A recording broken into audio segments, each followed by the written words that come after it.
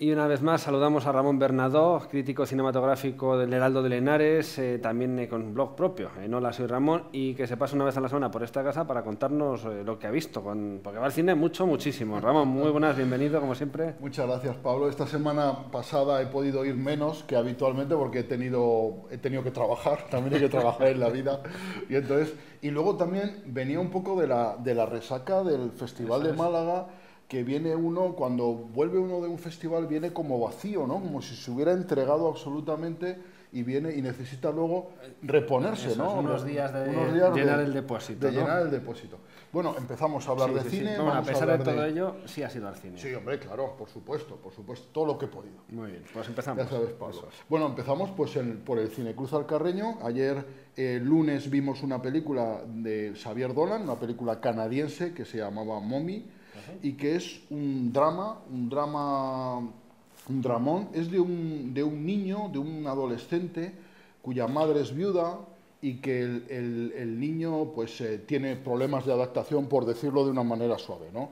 Es un muchacho muy agresivo, violento y mal adaptado, y entonces lía una parda en el centro donde estaba recluido, y de hecho hay se produce un incendio, se quema uno de los niños y tal, que eso se cuenta en la película, no sale, y la madre lo recoge sencillamente porque lo echan del centro, ¿no? O sea, y entonces cuenta un poco la convivencia de esta madre y de este hijo tan problemático, y aparece en escena una vecina que es una maestra, que se ha cogido un año sabático, que no conocemos mucho de su vida, que tiene un marido un poco extraño y un hijo pequeñico, y que encuentra, diríamos, en este madre y en este hijo otra familia, ¿no?, con la que relacionarse y tal. Entonces se establece una relación curiosa, y la película discurre por momentos extraordinariamente violentos, de discusión verbal, incluso de agresión verbal y a veces física.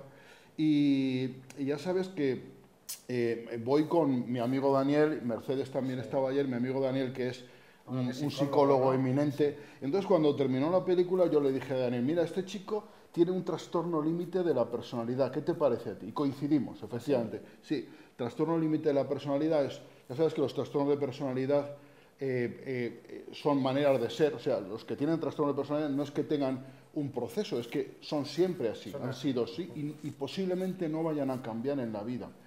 Entonces, el trastorno límite de personalidad se llama así porque comparte características de otros trastornos, ¿no? Y estos son personas que toleran mal la frustración, que tienen una emotividad excesiva, que suelen ser heteroagresivos o autoagresivos, y que siempre que hablas con una persona con trastorno límite de la personalidad, te das cuenta que es una persona que sufre mucho, ¿no? Una persona que te transmite ese sufrimiento. Entonces este chico creemos que tiene un trastorno límite de la personalidad. A lo mejor somos los únicos en el mundo que lo creemos, pero... Entonces, esto lo cuento porque los que fueron a ver la película al Cinecruz Alcarreño, pues bueno, para que situarles un poco, y eso explicaría pues su comportamiento y... Esto traducido a película, un dramón. Un dramón terrible. Es una película, a mí me gustó, ¿Ah, sí? Sí, me gustó mucho, y es, a mi modo de ver, un poco larga, porque las películas que son muy largas ya a mí ya son 134 minutos, llegué a casa ya tardísimo, y entonces me cansan un poco, pero la peli es estupenda. Y además te voy a contar un detalle, la peli, en lugar de presentarse en el formato normal, se presenta en un formato muy estrecho, como si fuera el vertical de un móvil, para que te hagas idea, ¿no? Y entonces, en algún momento en la película, en el momento en que el niño y la madre viven momentos de felicidad, la pantalla se amplía a un formato normal. Es muy curioso. Hay un momento en el que él va en bicicleta, este niño va en bicicleta acompañado de su vecina y de su madre, y entonces hace así con las manos, y el formato de la pantalla se amplía y vemos en el formato habitual. Se ven más cosas y parece que está la cosa menos tensa. Y luego en algunos momentos esa pantalla se vuelve a reducir, ¿no? Y hay un momento en el que ella imagina cómo sería un futuro idílico con su hijo, y la pantalla entonces también se vuelve a abrir. Es un detalle, diríamos, de estilo que a mí me gustó. que eso gusta a los cinéfilos, ya estas cosas raras gustan y tal. Entonces, Bueno, la película... Mami, ¿no? Sería. Sí, sí, efectivamente. Y bueno, pues una película interesante. La semana que viene, en el Cinecruz Alcarreño, los días 18 y 19 de mayo,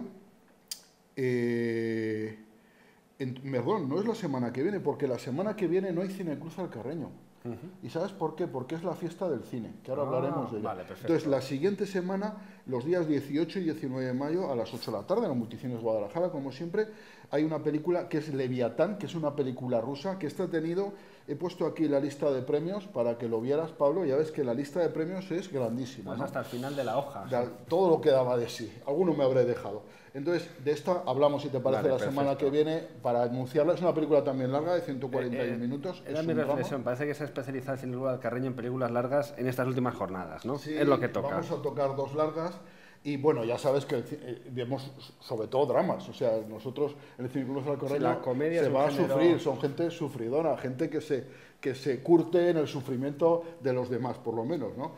Y luego dos palabras para hablar del Cineforum Marchamalo, que este viernes 8 de mayo a las 8 de la tarde hay una película de una directora indocanadiense que es Deepa Mehta, que es una directora que ha compuesto varias películas y ha compuesto una tetralogía de películas a lo largo de los años que son Fuego, Tierra, Agua y Cielo. Y entonces se emite la primera de esta, diríamos, tetralogía, que es Fuego, en el Cineforum Marchamalo a las 8 de la tarde, el 8 de mayo, y es una película que yo no conozco, pero al haber leído de ella me ha traído mucho y si tengo tiempo en esta vida las veré. A ver, perfecto, la tetralogía, ¿no? La tetralogía veremos todas, claro, Fuego, Tierra, Agua y Cielo. Muy bien. Entonces, en Azuqueca, ya sabes que todos los meses en Azuqueca hay una programación de cine y este mes se dedica a lo que se ha llamado de ciclo cine y arte, ¿no? El día 2 de mayo se proyectó una película que dirige George Clooney, ¿no?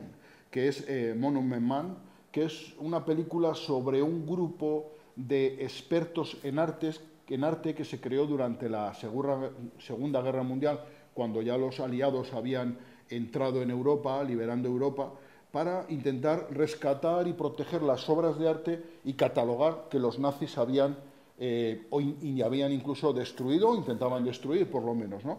Es una película que la vi en su momento cuando se estrenó, en tono de comedia, y que es una película floja, ¿vale? No es una película divertida. El reparto es magnífico. George Clooney es el director y también la protagoniza. Está Matt Damon, Bill Murray, John Goodman, Cate Blanchett.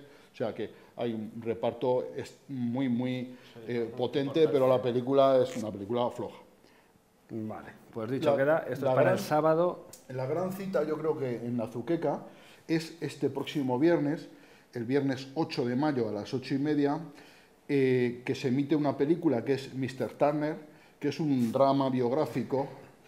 Y entonces, la gran novedad es que se va a proyectar en el Espacio Joven Europeo, que es el nuevo centro que han hecho de ocio en Azuqueca de Henares, ahora está sometido a polémica, como bien sabemos, y entonces diríamos que se inaugura con esta película, ¿vale? Bueno. Mr. Turner es una película que yo no he visto, que ha tenido muy buenas críticas, que protagoniza una película del director Mike Likes, que es un director conocido, y el protagonista interpretando a este pintor es Timothy Spall, que era uno de los candidatos a los Oscars. Luego se quedó descolgado, pero parece ser que su interpretación es magnífica y es una película muy interesante. Entonces, invito a todos los azucenses y, por supuesto, a todos los alcarreños a acudir a las 8:30, el viernes 8, a este nuevo cine que se va a inaugurar en Azuqueca, en el Espacio Joven Europeo, para ver una película que yo creo muy interesante y para ver una sala que a partir de ahora, ¿no? Que espero que a partir de ahora sea la de proyección de las películas. Una sala que el otro día lo comentaba con personas de Azuqueca, que posiblemente sea un poco pequeña, porque 160 plazas es pequeño. El auditorio de la Casa de la Cultura, el que se utiliza normalmente, tiene unas 300 plazas y es pequeño. O sea, que es pequeño, yo creo que se ha quedado pequeño para Azuqueca. Y con 160 yo creo que no es una sala pequeñita. yo pienso acudir y pienso a ver qué condiciones tiene. Perfecto. Y nos lo cuentas como... Y os lo cuento, por supuesto. De cronista de actualidad, si te parece.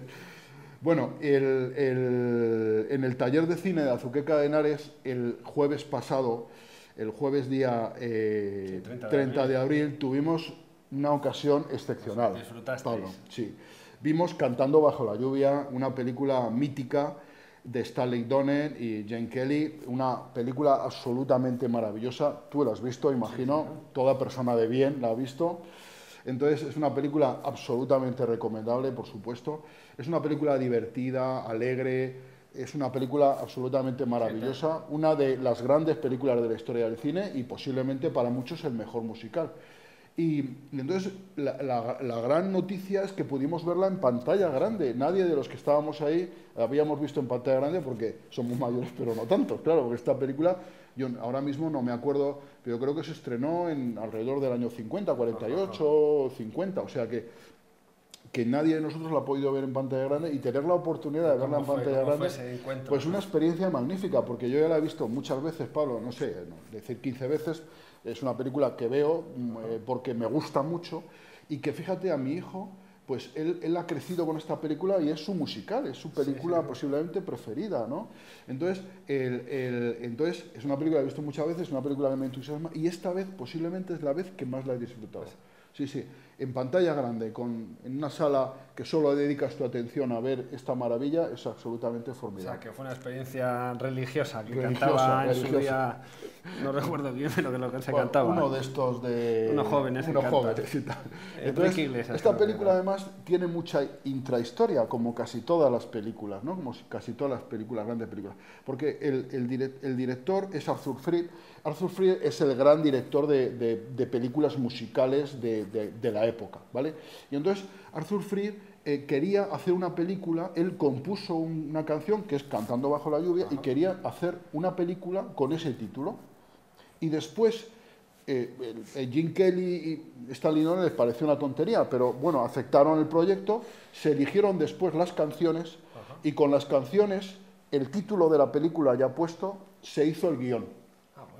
Entonces, es una película que se hace al revés. Lo normal es primero hacer un guión, luego buscar los temas musicales y luego acompañarla de música, ¿no? y luego ponerle un título. Pues aquí se hizo absolutamente al revés. Entonces, se eligieron los temas musicales que la mayoría no son originales. Incluso Cantando bajo la lluvia es una adaptación de otro tema.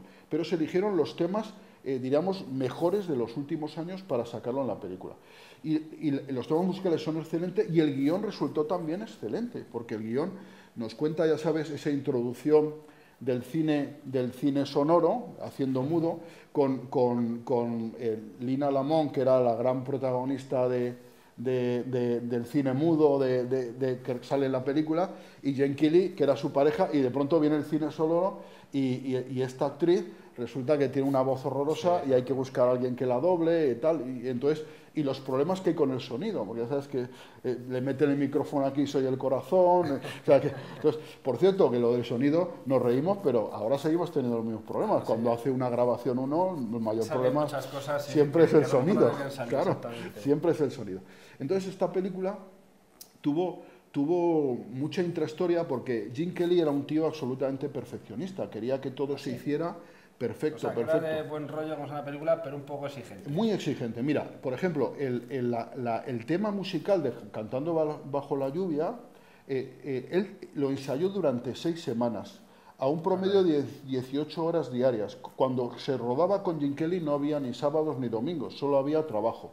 O sea que detrás de la genialidad del artista había muchísimas horas de trabajo. Entonces lo ensayó él durante 6 semanas y el día que ya se iba a grabar se hizo una mezcla de suero fisiológico, de suero con leche, para que el agua fuera visible ante la cámara, porque si no el agua sola se ve poco.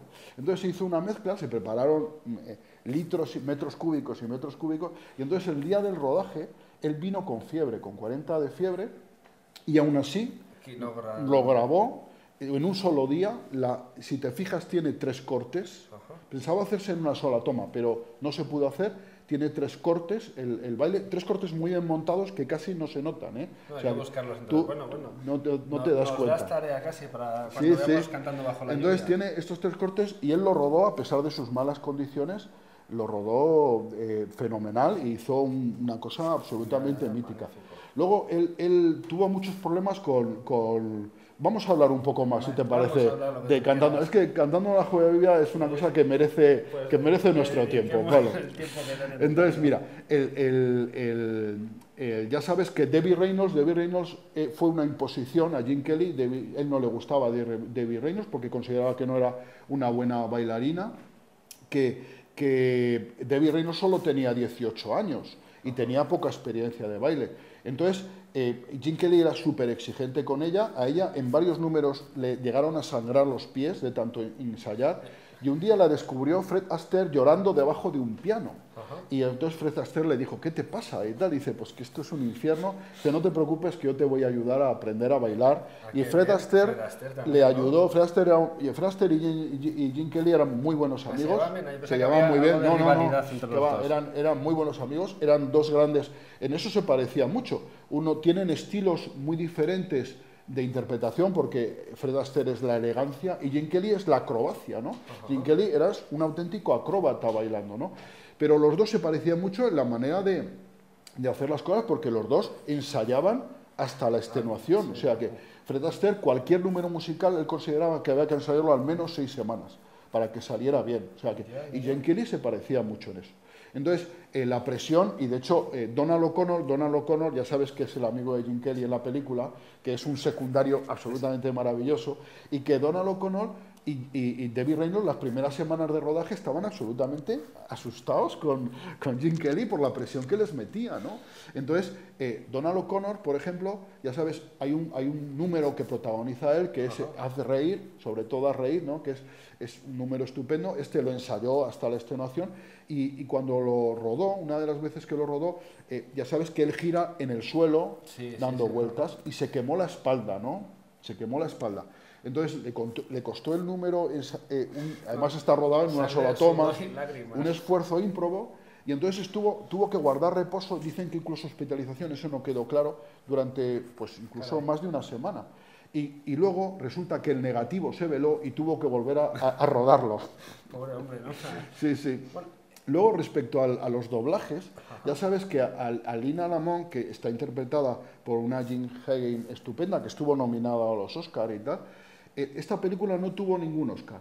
El año anterior, Un americano en París, de Vicente Minnelli, tuvo 7 Oscars. Con Gene Kelly tuvo 7 Oscars, ¿no?